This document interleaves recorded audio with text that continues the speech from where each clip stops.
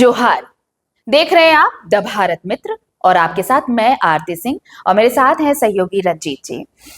देखिए, झारखंड में demography change जिस मुद्दे पर ये पूरा बवाल मच रहा है पिछले 6-7 सालों से, हालांकि पहले से ही ये मुद्दा उठता रहा है, लेकिन पिछले 5-6 सालों में ये जो वर्ड है, ये जो शब्द है, वो घर घर में बहुत प्रचलित हुआ है। आपको भी शायद पहले नहीं पता होगा कि डेमोग्राफिकल चेंज क्या होता है। इनफैक्ट मैंने भी कभी इतना ध्यान नहीं दिया, लेकिन 2019 का चुनाव जब आया ना राज्य में, उसके बाद बीजेपी का सबसे बड़ा मुद्दा अगर कुछ था तो ये था डेमोग्राफी चेंज। अब आप समझिए कि डेमोग्राफी चेंज क्या है। डेमोग्राफी चेंज वो है जब किसी जगह के स्थानीय पहचान, उसका अस्तित्व, उस चीज से, वहां की आबादी से, वहां की जनसंख्या से जुड़ी होती है, वो होती है डेमोग्राफी। और जब बदलने लगती है, जो आबादी, वहां की पहचान, जो अस्तित्व है वहां का, अगर वो बदलने लगता है तो वो होता है डेमोग्राफिकल चेंज। झारखंड की डेमोग्राफी क्या है? यहाँ की पहचान, यहाँ का अस्तित्व क्या है? यहाँ की पहचान है यहाँ के आदिवासी, यहाँ का अस्तित्व है आदिवासियत। लेकिन क्या ये कम हो रहा है या धीरे धीरे खत्म हो रहा है? इसी मुद्दे को लेकर बीजेपी खूब मुखर हुई 2019 के चुनाव में भी, 2024 के चुनाव में भी। लेकिन क्या ज्यादा कुछ हासिल हो पाया इससे? रंजीत जी, आपको क्या लगता है, ज्यादा कुछ हासिल हो पाया क्या इन 6 सालों में? नहीं, राजनीतिक रूप से तो कोई ज्यादा हासिल नहीं हो पाया है, लेकिन जो बड़े राष्ट्रीय, जो खासकर जो दल होते हैं ना, अपना एजेंडा इतना जल्दी छोड़ते नहीं है। मतलब वो लंबे टर्म के लिए सोचते हैं। एक चुनाव, 2 चुनाव हार भी गए हैं, हाँ, लेकिन डेमोग्राफी चेंज और बांग्लादेशी घुसपैठ वाला जो मामला है, डीलिस्टिंग का जो मामला है, ये बीजेपी का झारखंड में कोर एजेंडा यही है। चुनाव हार भी गए हैं, लेकिन इसी चीज पर वो कायम है।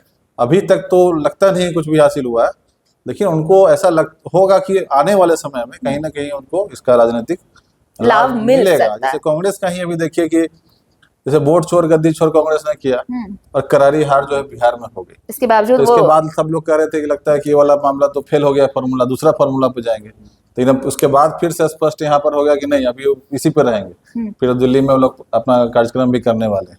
तो जो राजनीतिक दल जो होते हैं ना, जो राष्ट्रीय दल होते हैं, तो इतना जल्दी अपना एजेंडा को छोड़ते नहीं।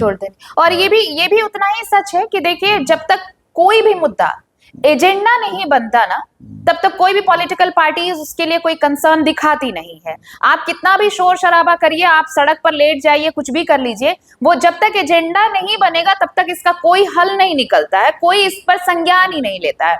इससे पहले कि हम अपनी चर्चा को और आगे बढ़ाएं, हम आपको चंपाई सोरेन का, बीजेपी के नेता हैं, पूर्व मुख्यमंत्री भी रह चुके हैं, और इस मुद्दे को लेकर, कम से कम डेमोग्राफी चेंज को लेकर, और सिर्फ डेमोग्राफी चेंज ही नहीं, धर्मांतरण का भी मुद्दा, इन 2 मुद्दों को लेकर वो काफी मुखर रहे हैं। और जब शीतकालीन सत्र का अंतिम दिन था, बातचीत चल रही थी, उस दौरान भी उन्होंने इस मुद्दे को लेकर कहा, और चूंकि ये कह रहे हैं कि ये उनका मिशन है, तो एक बार सुन लेते हैं चंपाई सोरेन को क्या कह रहे हैं इसे लेकर। सुनिए। देखिए, आपसी में वो लोग लड़ाई लड़ रहे हैं, विपक्ष का बात भी वही लोग उठा रहा है ना, क्योंकि ये सरकार में इसी तरह से, इससे सबसे ज्यादा नुकसान झारखंड की जनता का होगा।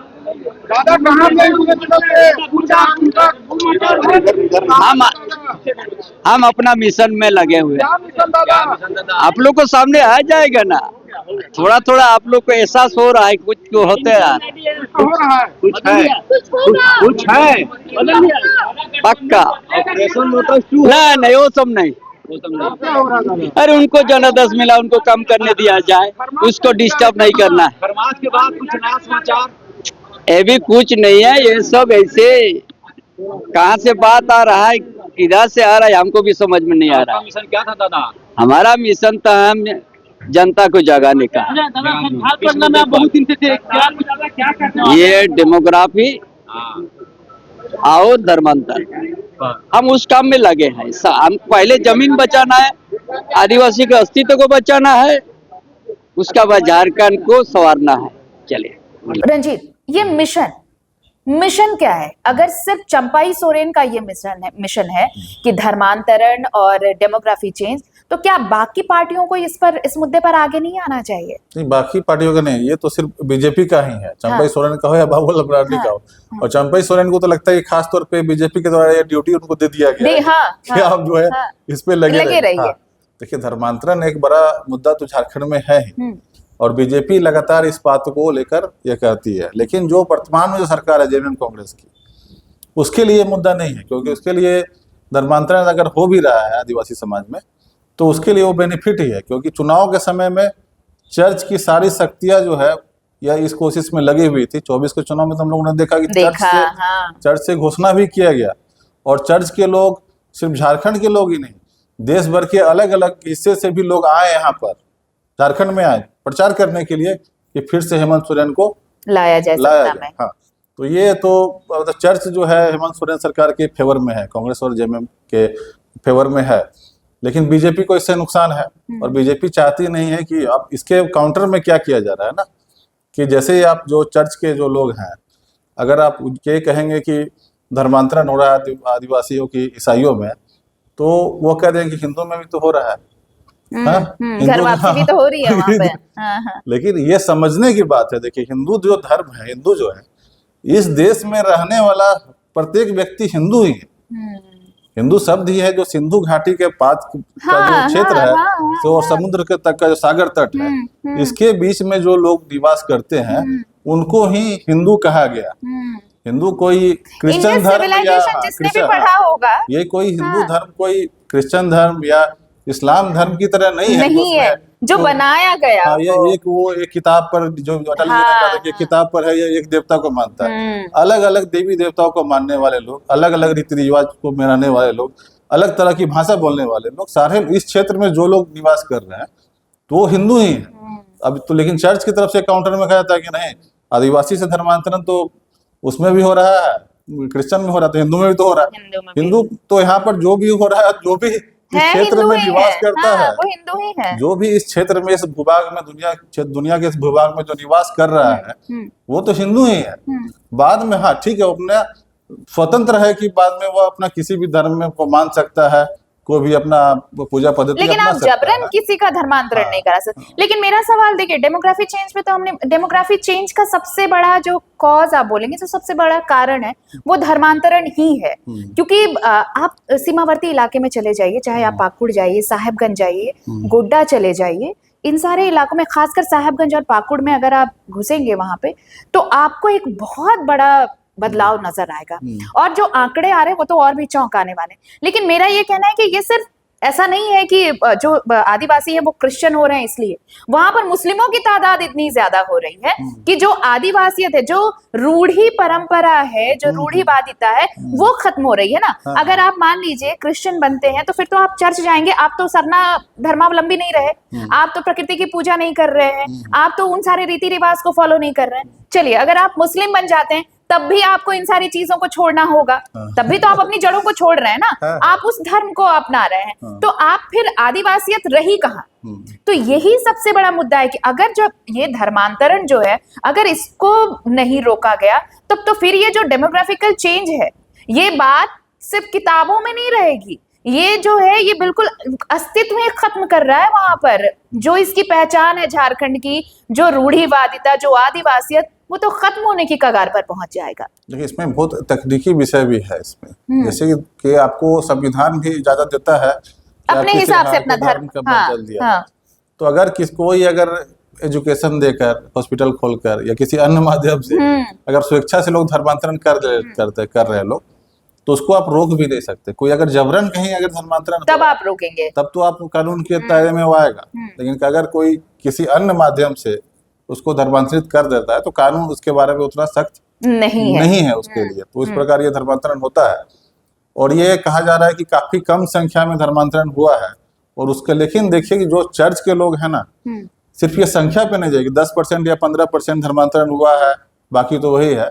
जब वोट होता है ना, तो कई समाज और समुदाय ऐसे होते हैं कि आपकी संख्या कम भी है लेकिन आपका प्रभाव अधिक, प्रभाव ज्यादा है। इसलिए आप अन्य समाज और या अन्य, जैसे ये सवर्ण समाज के बारे में भी कहा जा सकता है कि आपकी संख्या कम भी है लेकिन आपका प्रभाव अधिक है, इसलिए आप अपनी संख्या से अधिक वोट का ला सकते हैं। व्यवस्था आपके पास हाँ, है, ला सकते हैं, हाँ। व्यवस्था है कि हाँ। लोग आप पे डिपेंडेंट है, हाँ। तो आप तो वही बात झारखंड में चर्च के लिए भी है कि चर्च से हो सकता है कि सीधे तौर पे बहुत लोग नहीं जुड़े हो या उन्होंने अपना धर्म परिवर्तन नहीं किया हो, लेकिन जब चुनाव की जब बारी आती है ना तो उसका प्रभाव इतना हो जाता है, हाँ, कि जो लोग चर्च से जुड़े हुए नहीं भी हो उसके प्रभाव में आकर उनके ही कहने पर वो वोट वो करते हैं, और इसका खामियाजा जो है जो उसके जो विरोधी दल जो है उनको भुगतना मतलब कुल पड़ता है। मिलाकर ये है कि ये सिर्फ आप कहें कि ऑथेंटिक दोनों तरीके से है। एक तो आप जनसांख्यिकी के तौर पर देखेंगे उस तरफ से भी है, और जो राजनीतिक परिप्रेक्ष्य में आप देखेंगे उस पर भी है। इन सब के देखिए कुल मिलाकर हम ये इतना जरूर कहेंगे कि धर्मांतरण का मुद्दा अगर पॉलिटिकल भी है तो भी एक खतरे की घंटी तो है। कम से कम झारखंड जैसे राज्यों के लिए तो है जहां पर जो रूढ़िवादी परंपरा सदियों से चली आ रही है।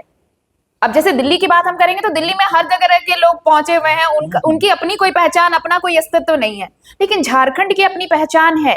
और अगर ऐसे ही पायरेट्स आते रहे और इन चीजों को बदलते रहे तो आप सोचिए कि झारखंड की पहचान क्या रहेगी, झारखंड का अस्तित्व क्या रहेगा।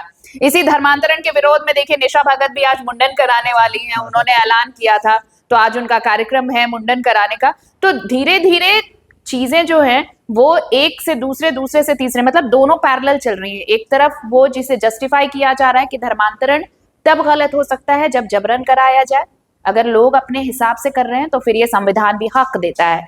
लेकिन दूसरा तथ्य ये भी है कि अगर इसी तरह से धर्मांतरण होता रहा तो डेमोग्राफिकल चेंज ऐसा होगा कि झारखंड का अस्तित्व ही खत्म होने लगेगा। डेमोग्राफी के चेंज से जो संथाल में इतना बड़ा आपको वही संथाल, डैमेज होगा, हाँ। क्योंकि सीटें अधिकांश सीट वहाँ पे एसटी रिजर्व सीट है, हाँ, हाँ। तो एसटी रिजर्व सीट है तो इसीलिए एसटी जो है विधायक बन जा रहे हैं, सांसद बन जा रहे हैं। हाँ। अगर वो परिसीमन में अगर जनरल सीट हो जाएगा जनरल ना, सीट हो गया तो वो विधायक सांसद भी वहाँ नहीं बन पाएंगे। ये पाएंगे, कितना तो बड़ा, और हाँ। उस वक्त देखिए सबसे बड़ा खतरा उसी वक्त होगा। तो कुल मिलाकर समझिए इन खतरों को, अगर आपको भी समझ में आता है और लगता है कि हाँ ये बड़ा खतरा है तो आप सहमत हैं तो लाइक कीजिए, शेयर कीजिए, और भारत मित्र आपके लिए है ऐसी ही खबरों के लिए जो खबरों की खबर आप तक लेकर आता है। बहरहाल दीजिए इजाजत, नमस्कार, जोहार।